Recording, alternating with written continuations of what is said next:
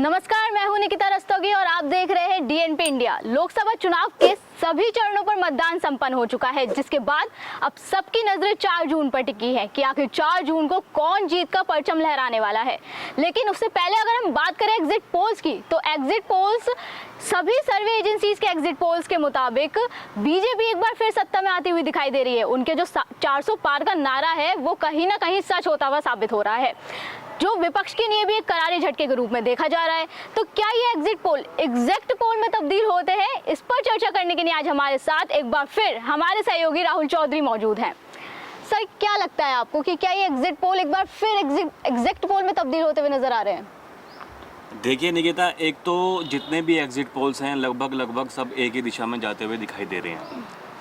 दूसरी बड़ी जो बात है वो ये है कि आज का जो शेयर बाज़ार है उसने ये प्रामाणिकता दे दी है कि कुछ संदेह करने की कहीं ना कहीं ज़रूरत है ही नहीं। एकदम साफ है, स्पष्ट है। और मैं ये पहले दिन से कह रहा हूँ कि बीजेपी सबसे बड़ी पार्टी बन करके उभर रही है। साइलेंट वोटर्स हमेशा बीजेपी को वोट देता है। एक बार फिर से ये सच साबित होता हुआ दिखाई दे रहा है। सोचना इस बात का है कि 400 पार होगा कि नहीं, ये बड़ी बात है। ये बड़ी बात है। बीजेपी एक बार फिर सत्ता में आ रही है, 400 पार का नारा एक बार फिर सच होता है या नहीं, लेकिन एग्जिट पोल्स के मुताबिक तो ये कहीं ना कहीं दिख रहा है। तो ऐसे में विपक्ष लोगों के दिलों में जगह नहीं बना पा रहा है क्या? देखिए, कई सारे कारण हैं इसके पीछे। इस पूरे चुनाव में, जैसा कि मैंने पहले भी कहा था, विपक्ष जनता के सामने बिखरा हुआ नजर आया। कई सारे ऐसी जगह थी, चाहे आप साउथ में ले लीजिए, वहाँ पर वाम खेमा कांग्रेस आमने सामने था। पश्चिम बंगाल में टीएमसी कांग्रेस आमने सामने थी। दिल्ली में गठबंधन हो गया, पंजाब में एक दूसरे के सामने हैं। तब जब जनता वोट देने के लिए जाती है तो जैसा कि मैंने पहले भी बताया था कि 3 टाइप के वोटर्स होते हैं। जो तीसरे वोटर्स हैं, जो ना तो सत्ता के साथ में हैं और ना विपक्ष के साथ में हैं, वो हमेशा कंफ्यूज्ड रहते हैं लास्ट टाइम तक कि भाई हम क्या करें। जब वो अपने आसपास का माहौल देखते हैं तो उस माहौल को देखने के बाद में वो अपना मन बना लेते हैं कि भाई हम अपना वोट जब हम डालने के लिए जाएंगे तो वो ख़राब करने से बढ़िया है वो वोट सही जगह पे डाला जाए। तो ये बहुत बड़ा कारण है जिसकी वजह से विपक्ष एक बार फिर से, मुझे ऐसा लगता है कि इस चुनाव में बहुत पीछे रहता हुआ नज़र आ रहा है। आप बोल रहे विपक्ष इस चुनाव में पीछे होते हुए नजर आ रहा है, लेकिन कहीं ना कहीं विपक्ष का कहना है कि भाई हम तो 395 सीटें जीतने वाले हैं। अखिलेश यादव कह रहे हैं कि मंगलवार को हमारा मंगल होने वाला है। 295 माफ कीजिएगा। देखिए, अपने अपने दावे तो हर कोई आदमी करता ही है। बीजेपी शुरुआत वाले दिन से 400 पार का नारा दे रही है। विपक्ष इस चीज़ का नारा दे रहा है कि अब की बार हमारी सरकार, बहुत ही महंगाई की मार, बेरोजगारी की मार। तो ये अपने अपने दावे किए जाते हैं, अभी भी होंगे। देखिए, एग्जिट पोल्स आ चुके हैं। विपक्ष ने उसको मानने से इनकार कर दिया है। ये कह दिया है कि ये मोदी का और मोदी की मीडिया का एग्जिट पोल है। जनता का एग्जिट पोल नतीजों वाले दिन आएगा, वो भी आ जाएगा। मुझे नहीं लगता कि इससे उलट कुछ नतीजे आएंगे। ठीक है।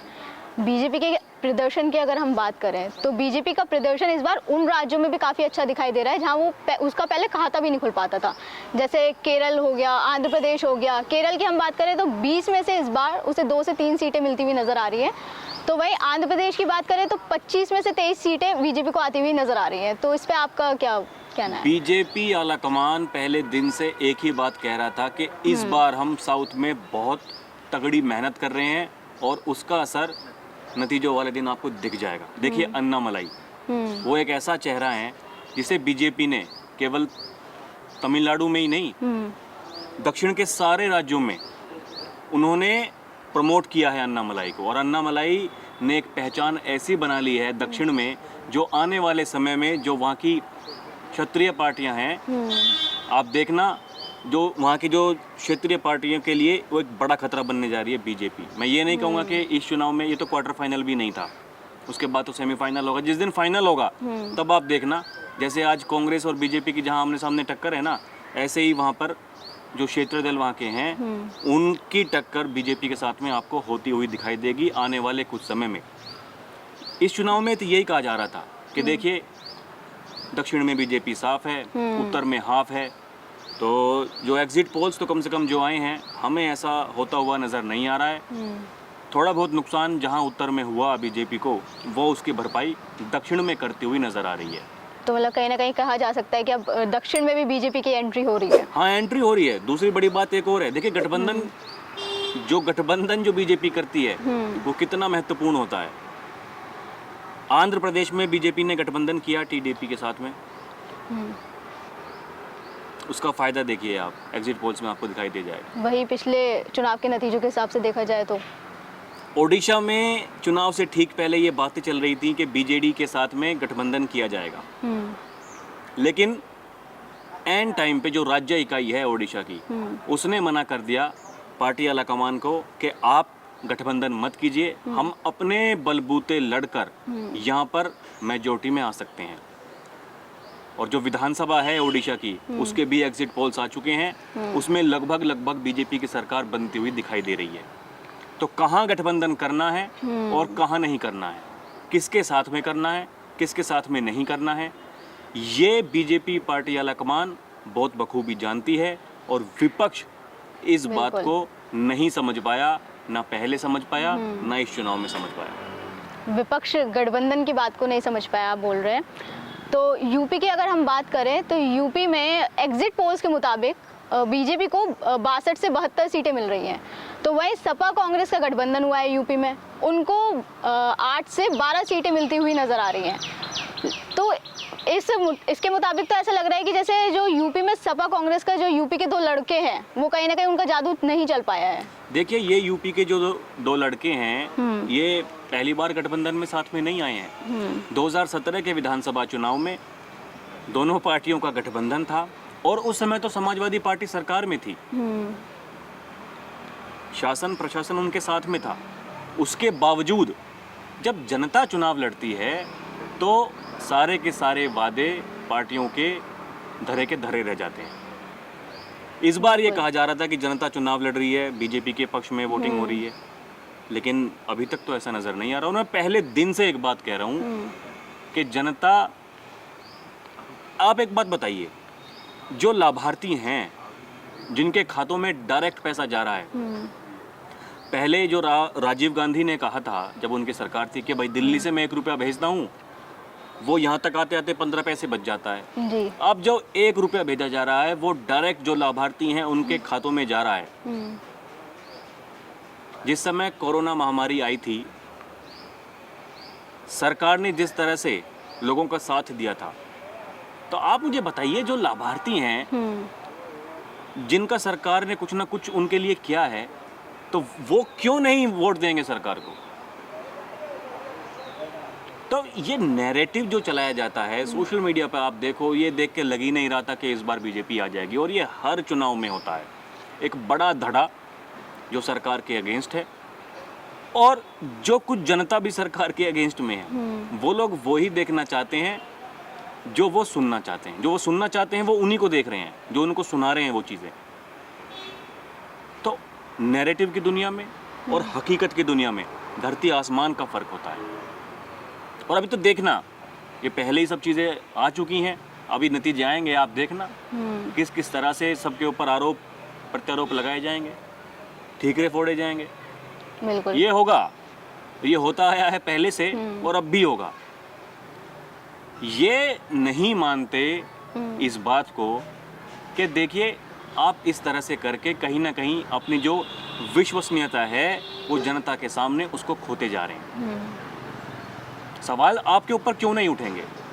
जब हिमाचल में आपकी सरकार बनती है, कर्नाटक में आपकी सरकार बनती है, राजस्थान में आपकी सरकार बनती है, तब सारी ईवीएम्स ठीक हो जाती हैं, इलेक्शन कमीशन ठीक तरीके से काम करता है। जी बिल्कुल, मतलब विपक्ष तो अक्सर ईवीएम पर ठिकरा फोड़ता हुआ आया है। जब दिल्ली में चुनाव होते हैं, आम आदमी पार्टी की सरकार बनती है दोनों बार, 3 बार, तब भी ईवीएम्स ठीक काम करती हैं। लेकिन वो लोकसभा चुनाव में जब वो वोट ट्रांसफर होकर के चला जाता है बीजेपी के पास में, तो ईवीएम्स गड़बड़ है। तो ये जनता जनार्दन कहीं ना कहीं समझ चुकी है कि किस तरह से बातें चलाई जाती हैं और किस तरह से गुमराह किया जाता है। और ये कहीं ना कहीं इस चुनाव में भी बातें सामने आई हैं। यही जो फैक्ट्स हैं वो आपके सामने हैं। एग्जिट पोल्स आ चुके हैं, नतीजे आ जाएंगे। मुझे नहीं लगता कुछ हेर फेर कुछ ना कुछ होने वाला। वहीं अब अभी यूपी की बात कर रहे हैं तो बीएसपी की बात करनी भी बनता है।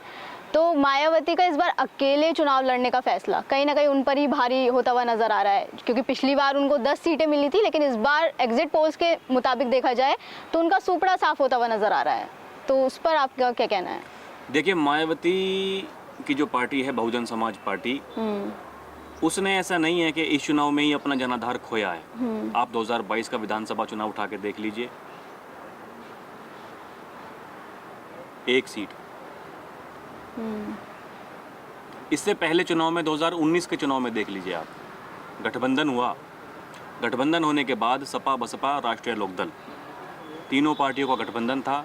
उसके बावजूद 10 सीटों पर बहुजन समाज पार्टी जीत पाई, 5 सीटों पर बहुजन समाज पार्टी जीत पाई। राष्ट्रीय लोकदल को एक भी सीट नहीं मिली थी। तो जब गठबंधन होता है, ये ज़रूरी नहीं है कि जो आपका वोट बैंक है वो गठबंधन में जिस के साथ में आपने गठबंधन किया है, जिस दूसरी पार्टी के साथ में, आपका वोट बैंक उनके पास में चला जाए। ये ज़रूरी नहीं है। इस बार इसीलिए मुझे ऐसा लगता है कम से कम कि मायावती ने ये सोचा कि गठबंधन ना करके खुद चुनाव लड़ा जाए, चाहे विपक्ष हो या फिर पक्ष हो। उनके वोट बैंक में कहीं ना कहीं सेंधमारी की जाए। और देखिए, ये देखा गया। देखिए, आजमगढ़ में उपचुनाव हुआ था, गुड्डू जमाली को मैदान में उतारा बहुजन समाज पार्टी ने। वो कितना बड़ा फैक्टर साबित हुआ उस चुनाव में। अगर वहां पर बहुजन समाज पार्टी अपना कैंडिडेट खड़ा नहीं करती तो उस उपचुनाव में निरहुआ जीत नहीं पाते। और वो इस चुनाव में भी कहीं ना कहीं देखने को मिला। खासकर मैं 2 चरणों की बात करूंगा, शुरुआत वाले। जो उन्होंने कैंडिडेट्स जो खड़े किए थे, उन्हें देखकर के ऐसा लग रहा था कि बहुजन समाज पार्टी इस बार फाइट में आ रही है। लेकिन अगर हम एक बात कहें तो उस बात में कहने में मुझे तो कम से कम गुरेज नहीं है। बहुजन समाज पार्टी केवल एक विशेष, खासकर हम बात करें दलित, उसमें भी एससी जाट वोट बैंक की पार्टी बन के रह गई है।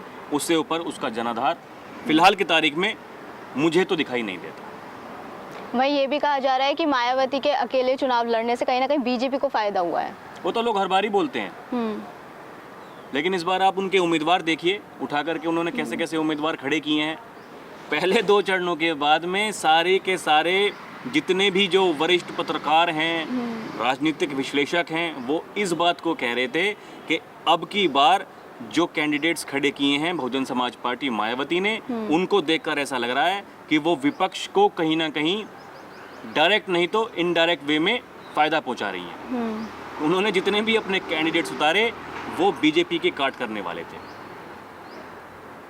अच्छा, मोदी योगी का फैक्टर कहीं ना कहीं अब यूपी में जो एक लहर ला रहा है, मोदी लहर, योगी लहर। मतलब यूपी के लोगों को मोदी योगी एक फेस होता है ना, फेस, मोदी योगी का फेस पसंद आ रहा है।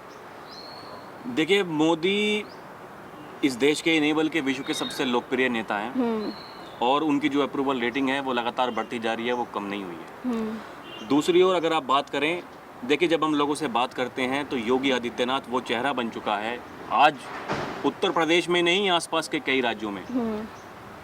जब लोग ये चाहते हैं कि अगर हमारा मुख्यमंत्री हो तो वो योगी आदित्यनाथ। अगर आप बात करें कानून व्यवस्था की, महिला सुरक्षा की, तो सबसे पहले उनके मन से यही शब्द निकलता है कि मोदी, और मोदी के बाद में योगी। और कहीं ना कहीं यही कारण है कि इस बार महिला वोटर्स ने बढ़ चढ़कर हिस्सा लिया है मतदान में, और उनकी पसंद भी वही है। पसंद भी वही है। इसलिए लोग बोलते हैं कि जो साइलेंट वोट है वो हमेशा बीजेपी को फायदा करता है। और उसके लिए कहीं ना कहीं ये 2 बड़े फैक्टर हैं, मोदी और योगी। खासकर यूपी में योगी आदित्यनाथ, आप 2022 देखिए, 2017 का जो विधानसभा चुनाव था वो यूपी में बीजेपी और मोदी के नाम पर जीता। लेकिन जो 2022 का विधानसभा चुनाव था वो बीजेपी ने केवल योगी आदित्यनाथ के दम पर जीता था। और इस चुनाव में तो कई बार खुद प्रधानमंत्री ने भी एक बात कही कि यूपी में हम योगी जी के नेतृत्व में चुनाव लड़ रहे हैं। तो ये बहुत बड़ी बात है। योगी आदित्यनाथ ने धीरे धीरे जो अपनी फैन फॉलोइंग है उसको इतना बढ़ा दिया है, जो उनके कामकाज करने का जो तरीका है वो ऐसा है कि लोग उसको पसंद करते हैं। वहीं ये भी कहा जा रहा है कि जयंत चौधरी के साथ गठबंधन करने से बीजेपी को बहुत फायदा हुआ है, क्योंकि देखा जाए तो जयंत चौधरी 2 सीटों पर लड़े हैं चुनाव, यूपी की बागपत और बिजनौर, और दोनों ही सीट उन्हीं के पाले में आती हुई नजर आ रही हैं। देखिए, राष्ट्रीय लोकदल का पश्चिमी उत्तर प्रदेश में प्रभाव है, इस चीज़ को कोई डिक्लाइन नहीं कर सकता। खासकर जो जाट बिरादरी है, वो, मैं उनकी कई रैलियों में गया हूँ, वो इस तरह से बातें करते हैं। और मैं अपने दर्शकों से कहूँगा कि हमारी जो वीडियोज़ हैं पुरानी, उनको जा कर के देखिएगा। लोग ये बोलते हैं कि जहाँ हमारा चौधरी कह देगा हम वहीं चले जाएंगे, अगर वो घर बैठ जाएगा तो हम घर ही बैठ जाएंगे। मतलब, और ये परिवार के प्रति एक सहानुभूति रही है, चौधरी चरण सिंह के ज़माने से लेकर के अजीत सिंह के ज़माने तक। अब जयंत चौधरी जो उस पार्टी को लीड कर रहे हैं, लोगों में एक आशा है उस चेहरे के प्रति कि भाई हमारी जो समस्याएं हैं वो यही पूरी कर सकते हैं। दूसरी तरफ जब मैं पश्चिमी उत्तर प्रदेश में लोगों से बात कर रहा था, तो उनका ये भी कहना था कि ये जो गठबंधन था बीजेपी आरएलडी का, ये गठबंधन कम से कम 10 साल पहले होना चाहिए था। तो वो कई लोगों ने मुझसे ये कहा कि देखिए, ना तो ये बीजेपी की ज़रूरत थी, ना ये आरएलडी की ज़रूरत थी, ये यहाँ की जनता की ज़रूरत थी कि दोनों पार्टी साथ में आएँ, साथ में काम करें, एक दूसरे की नीतियों को फॉलो करें, और जहाँ जहाँ समस्या है उस समस्या के निवारण करने के लिए बातचीत इस तरीके से करें ताकि हकीकत में धरातल पर भी समस्याएं जो हैं उनका समापन हो। तो राष्ट्रीय लोकदल के साथ में आने से बीजेपी को फायदा हुआ, और अभी तक ये कहा जा रहा था कि फायदा नहीं हुआ। एक नैरेटिव इस तरह का चलाया जा रहा था कि बीजेपी और आरएलडी के साथ आने से, खुद हमें भी ऐसा लग रहा था, लेकिन जब चर्चाएं होती हैं, आदमी 4-5 आदमी बैठ के कहीं चर्चा करते हैं इस बात के ऊपर कि बीजेपी अपने बलबूते तो चुनाव जीत जाया करती थी, लेकिन इस बार जब राष्ट्रीय लोकदल को साथ में ले दिया तो उनके जो सवर्ण जातियां हैं, क्षत्रिय समाज हैं, वो नाराज हैं। लेकिन मैंने पहले भी एक बात कही और आज भी एक बात कह रहा हूँ कि नेताओं के प्रति नाराजगी हो सकती है, लेकिन ऐसा नहीं कहा जा सकता कि जनता में नाराजगी थी। देखिए, जो एक बार किसी का वोट बैंक हो जाता है, जो जिसको वोट डालने लगता है, तो उसको वहाँ से हटाने के लिए बहुत मुशक्कत करनी पड़ती है, मेहनत करनी पड़ती है। वो मेहनत इंडिया गठबंधन नहीं कर पाया। चीज़ें तो खूब चलाई गई, लेकिन मुझे नहीं लगता कि ऐसा हकीकत में ज़मीन पर था, ऐसा नहीं था। किसानों की समस्या को लेकर आप क्या कहेंगे? कितना मतलब किसानों की समस्या अब हो सकती है खत्म? देखिए, मैं आपको बात बताऊं, जब 3-4 महीने पहले गठबंधन नहीं हुआ था चुनाव से पहले, तो मैं गांव में जाया करता था, तो लोग ये बोला करते थे कि भैया ये बीजेपी से बेकार सरकार तो कोई है ही नहीं। अब वही जनता ये कहती है कि भैया हमारे मुद्दे तो सारे खत्म हो गए। यानी कि राष्ट्रीय लोकदल के साथ में आने से जो स्थानीय जनता है, उन्हें इतनी उम्मीदें हैं कि अब तक जो हमारे काम नहीं हुए, अब हमारे काम होंगे। पर अभी हाल ही में अखिलेश यादव ने बयान दिया है कि बीजेपी कोई किसानों की समस्या का निवारण नहीं करेगी। वो तो पहले से ही बोलते हैं, वो तो पहले से ही बोलते हैं। वो पहले से जब गठबंधन हुआ था वो तब भी कह रहे थे कि देखना, ये चुनाव में चले तो गए हैं जयंत चौधरी वहाँ पर, लेकिन ये यूज एंड थ्रो की राजनीति करती है बीजेपी। किसी का इस्तेमाल करेंगे, जब तक इस्तेमाल करेंगे, इस्तेमाल जिस दिन उसका लगेगा कि भाई हाँ अब हमारे लिए उसकी ज़रूरत नहीं है, तो उसको अलग कर देंगे। पार्टी को खत्म करने वाली बातें भी हुई हैं। पार्टी को खत्म, देखिए, पार्टी खत्म करने वाली बात, मैं आपको बात बताऊं, अक्सर लोग ये कहते हैं कि पश्चिमी उत्तर प्रदेश तक ही जयंत चौधरी का वर्चस्व है, लेकिन बीजेपी ने उन्हें प्रचार करने के लिए, जब 2 चरणों का चुनाव खत्म हो गया, बीजेपी ने उन्हें हाथरस भेजा, आगरा भेजा, संभल भेजा। संभल की सभा में मैं गया था, मुझे नहीं लगता था कि वहाँ जयंत चौधरी के जाने से इतना प्रभाव पड़ा होगा उस चुनाव पर। मैं अपना व्यक्तित्व विचार बताऊं, लोग थे, कुछ लोग देखिए आते हैं अपने नेता को देखने के लिए, लेकिन बीजेपी ने पार्टी को प्रमोट करने के लिए, ये दिखाने के लिए कि हमारा कुनबा इतना मजबूत है, राष्ट्रीय लोकदल के साथ में हमने गठबंधन किया है, तो हम अपने उनके नेता को देखिए अपने साथ में लेके आ रहे हैं, वो यहाँ पर प्रचार कर रहे हैं। हरियाणा भेजा, फरीदाबाद लोकसभा सीट पर मैं वहाँ भी गया था। जब नेता एक दूसरी जगह पर जाता है, वहाँ उन नेताओं से बात करता है, तो ये कहीं ना कहीं जो बिल्कुल। वहाँ का जनसमूह है उसको जोड़ने के लिए और ये चीज़ें दिखाने के लिए कि भैया यही नेता नहीं है हमारे साथ में, देखिए ये भी नेता है। जो किसानों की पार्टी है, राष्ट्रीय लोकदल है, हमारे साथ में काम कर रही है। अब तक जो किसानों का काम नहीं हुआ था, अब जब ये साथ में आ गए हैं तो शायद इस तरह की नीतियाँ बनाई जाएँ जो अब तक नहीं बनी किसानों के हित के लिए। तो ऐसा नहीं है कि बीजेपी ने पार्टी को ख़त्म करने के लिए कुछ सोचा, कम से कम मैं तो ऐसा नहीं मानता हूँ। उन्होंने एक तरह से प्रमोट किया और इससे दोनों को फायदा है। देखिए दोनों पार्टी को फायदा है, बीजेपी को भी फायदा है, राष्ट्रीय लोकदल को भी फायदा है। फायदा है। लोग ये भी बात बोलते हैं कि देखिए राष्ट्रीय लोकदल 10 साल विपक्ष में रहा, एक भी सीट नहीं जीत पाया। 2017 के विधानसभा चुनाव में तो ये आलम था कि छपरौली सीट केवल बच पाई थी, वो विधायक भी बाद में बीजेपी में शामिल हो गया था। खुद आरएलडी के बड़े नेता मुझसे ये बात बोल चुके हैं कि ये गठबंधन समय की पुकार थी, ये अब से पहले हो जाना चाहिए था। बीजेपी के बड़े नेता मुझे इस बात को बोलते हैं कि ये गठबंधन काफी पहले हो जाना चाहिए था। वहीं जयंत चौधरी भी अक्सर ये बोलते रहते हैं कि विपक्षी गठबंधन का कोई विजन नहीं है, उनमें सिर्फ कंफ्यूजन ही कंफ्यूजन है। हाँ वो रहे ना उनके साथ में, वो रहे तो कह रहे हैं कि मैं दो तो बड़ी बड़ी जो मीटिंग्स थी उनमें गया, मैंने वहाँ पे देखा लोगों को किस तरह से वो बातें करते हैं, उनके पास में देश को कैसे आगे बढ़ाना है, कोई उस तरह का एजेंडा ही नहीं है। तो देखिए कोई भी पार्टी हो, चाहे छोटी पार्टी हो चाहे बड़ी पार्टी हो, हर कोई पार्टी अपने विकास के लिए, और ये होना भी चाहिए, जनता के विकास के साथ साथ जो पार्टी का विकास है उसके बारे में सोचते हैं और ऐसा होना चाहिए। जब आप एक बात बताइए, पार्टी में कोई अच्छे नेता नहीं रहेंगे तो वो पार्टी कहाँ रहेगी? बिल्कुल। और इसी में हमने देखा, देखिए जब एनडीए के साथ में गठबंधन होने के बाद में राष्ट्रीय लोकदल जैनब सिकंदर जो एक अच्छी प्रवक्ता हैं उनको अपने साथ में लेके आए, आज वो जाती हैं अपनी पार्टी का स्टैंड रखती हैं।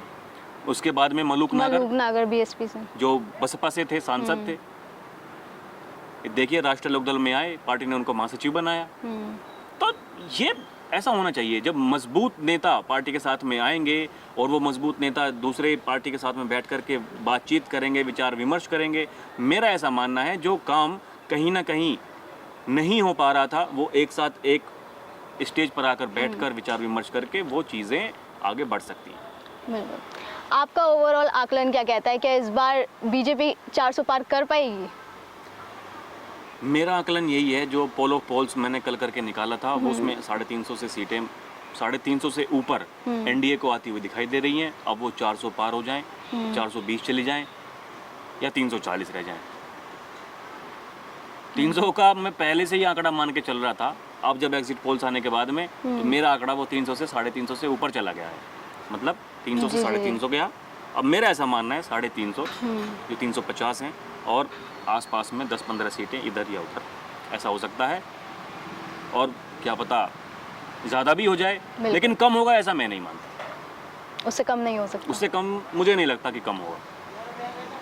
अब देखिए ना, बाजार का रिएक्शन देखिए आप आज, और ये इतिहास रहा है, जब जब बीजेपी की सरकार बनी है बाजार ने आउटस्टैंडिंग परफॉर्मेंस किया है।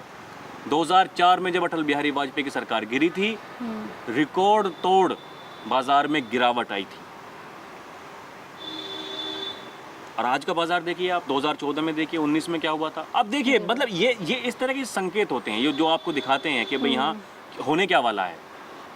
ऐसा नहीं है नई सरकार आएगी तो बाजार गिरता ही रहेगा, लेकिन कुछ ना कुछ सेंटिमेंट्स इस तरह के होते हैं। लोग ये सोचते हैं कि भाई जैसा जो चला आ रहा था पहले वो ऐसा ही चलता रहे, तो जो इन्वेस्टर्स होते हैं वो उनके लिए फायदेमंद चीज़ें होती हैं। देखिए कोई भी नई सरकार आती है वो नई नीति बनाएगी, उससे कहीं ना कहीं जो कॉरपोरेट बिजनेस है उसको नुकसान होता है। बिल्कुल।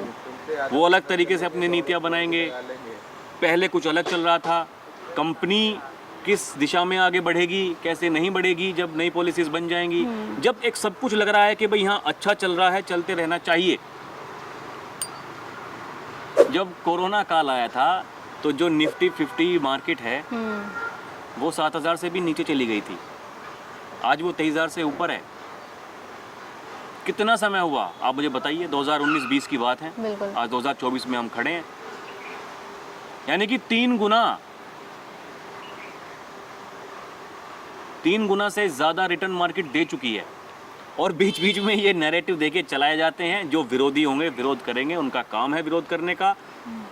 हमारा ये कहना है कि जो भी दर्शक हैं वो इस चीज़ को देखें कि आप कुछ भी देखने से पहले आकलन कीजिए, पहले में, अब में और भविष्य में क्या हो सकता है उसको लेकर के आकलन कीजिए।